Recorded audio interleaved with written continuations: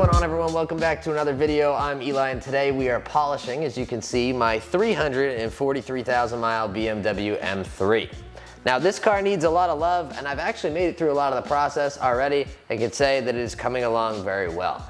The kind of products and patterns and routine that I'm using is all courtesy of Obsessed Garage. If you don't know what that is, that's Matt Mormon on the internet. He's got a whole team behind him now. And they put together kind of the best of the best, or what they think is the most functional for each use case. And so in this case, we are using the Obsessed Garage setup. What I'm gonna do for you guys is link every product that I used in the description below, and they are going to be affiliate links. So one, I get a small kickback if you order, but two, it lets Obsessed Garage know that you watch this video and you like this video. So if you do happen to purchase some of these products, go ahead and click through the links in the description below. It's greatly appreciated by both me and the Obsessed Garage team.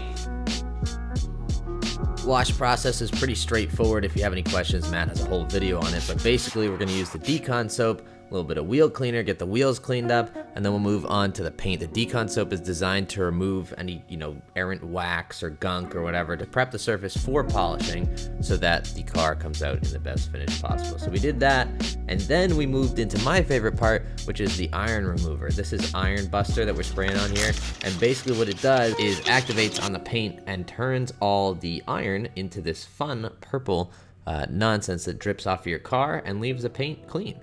We also clayed with a synthetic clay. I didn't film that, but again, I'll leave the link to the product below, and then we can get into polishing. Now let's jump into what we're doing on the back of this car. This trunk is not in good shape. I'm not quite.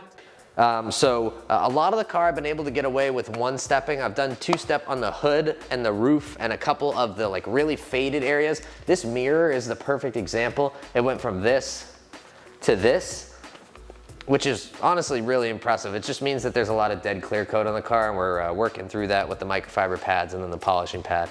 But this trunk has some really heavy scratches, and I wanna emphasize that my goal with this isn't to make a perfect car, but it's to make a car that looks better. So there's a lot of deep scratches, a lot of heavy stuff that you probably have to wet sand to get out. I'm not doing that today. I, one, don't feel comfortable wet sanding. I don't have anyone around that's been able to teach me, so I'm not quite ready for that. But two, I just want to get the car looking nice. It's got 343,000 miles on it. It's never going to win any shows, but I want it to shine right. On here, this is my Porter Cable 7424 XP. I bought this a long time ago. Matt has a lot of better options in the Obsessed Garage store now, but this is what I'm using. It's got a Meguiar's microfiber cutting pad, and where the F did I put it? Oh, it's right here. It was hiding. We're gonna start out with the Jescar correcting compound, which is what Matt has found to work best. In the past, I've used Meguiar's 105, I believe it is. I like this stuff better. It's not nearly as dusty, and it seems to do the same job. Obviously, less dust, the better, because you don't have to do crazy cleanup afterwards. So this, plus the microfiber pad, which I've also never used before. I've always used orange pads. But because this is a DA, I'm really not worried about burning through the paint, and this seems to work much more efficiently than an orange pad. So I'll go ahead and set up a 50-50 here, and we'll start the polishing process. Now what's nice for you guys is Matt actually just came out with an entire video series on how to polish your car. So I'm gonna give you a summary here, and if this is something that piques your interest or something you wanna learn more about, there's 3 hour-long videos. One is for prepping, washing, and kind of preparing for the coating, or rather the polishing process. The second one is actually how to polish your car. And then the third one is how to coat your car. So we're gonna give the summary here, but if this is something that you're interested in, again, I'll leave links to the videos as well as the products in the description below. This trunk is going to need a lot of love, like a lot of love. So we're gonna start out on speed 1, we'll spread the polish around like you usually do, and then we'll kick it up a notch, and we'll do 4 passes. It's 1 up and down, 1 side to side, 1 up and down, 1 side to side. That's about what you want to be doing with 1 round of polish. So time lapse, here we go.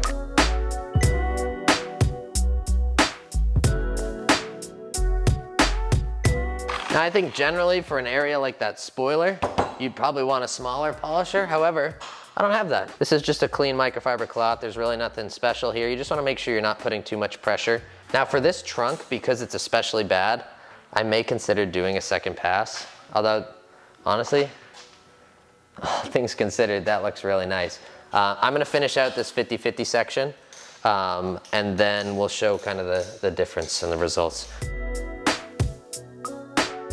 Now what you can't see me doing is I'm catching the light off of this LED stand right here and using that as my, oh, I'm talking to the camera. What you can't see me doing here is I'm catching the light off of this LED light stand. It's like one dot that's looking down, and I'm catching how the swirls look. I'm gonna make another pass here because I'm not 100% satisfied with how it came out. Now, the other issue I'm running into is there's some really deep scratches that go this way. My assumption is that this car was parked next to a tree or something like that, and as he pulled into a spot and as he pulled out, because they're on the side of the car too, it kind of scratched this way because the scratches don't exist here, they exist over here. Now the roof, on the other hand, that one has some really deep ones. I would imagine that's from a roof rack or something like that. But I'm gonna go ahead and make a second pass with the Jescar, and then we'll go ahead and finish it out with the Sonax Perfect Finish, which I haven't talked about yet. So for the second step, which on a lot of the car was the first step, we have these Rupes yellow pads. Now my boy Jeff over at Obsessed Garage says, you want some bougie pads to polish your car with? I said, heck yeah, I do. That's what these are. These are the nicest polishing pads I've used ever. And then we're combining that with Sonax. And then we're also combining that with Sonax Perfect Finish, which is technically an all-in-one polish. So you could use it to take out the deep scratches, and then over time, the particles in it break down and ultimately polish it out. But we're using this as a finishing one because, again, the scratches on the trunk were so deep, we want a dedicated polish that doesn't break down first to take out all those swirls, and then we'll go ahead and finish out kind of the haziness that the Jescar has, which really doesn't add that much haziness. This will make it, really shine. That's why it's called Perfect Finish. Although, knowing the way that I do work, it unfortunately won't be perfect, but that's okay. Our goal, again, is to better this, not to make it perfect. So to prime the pad, just wipe it around. I always wear gloves when I'm polishing. I didn't used to, and this stuff really dries your hands out. It's also probably not the best for your skin, but, and then I'm gonna do half this section, and I'll do the other half next. And we actually have a really nice result. I mean, there's some really deep scratches, which, again, we're not gonna get rid of those, and I'm not trying to, but we are trying to make it look cleaner. And man, from there to here, like that side to the middle to over here is just a wild difference. This is before polishing. This is after polishing. You can see a clear line there. Now this side is not perfect. I don't want you guys to think this is a perfect finish over here, but compared to this, big difference.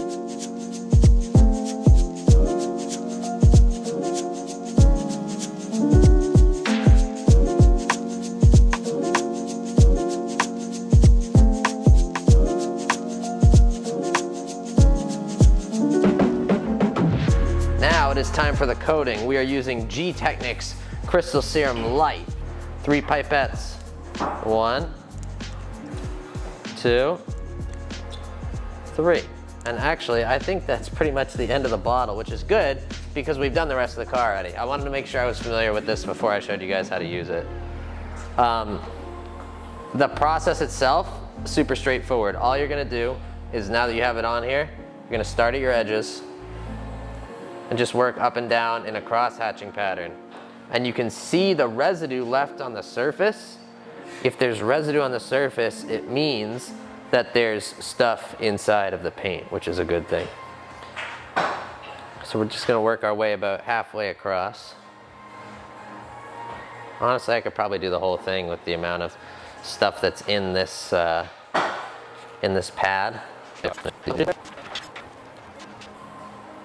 All right, now we got 2 cloths. This is my microfiber 1. It's important 1 and 2 because this one's gonna have a majority of the product on it, I would imagine. I'm not 100% confident in that, but it seems logical. And you're just gonna run this across the surface and get most of the product off. Now, what's beautiful about Crystal Serum Light is that if you do make a mistake, unlike Crystal Serum, which again you have to be an authorized installer for, you can buff this off. So if there's any high spots or spots that I miss, or anything wonky happens, it'll come off with the polisher. I mean, it's gonna take a little bit of work. It's not just gonna zap right off, but it's also not permanent, which is nice. So this is microfiber 2 now, and I'm just wiping it down, making sure that there's none of those high spots, no product left behind, no funny business.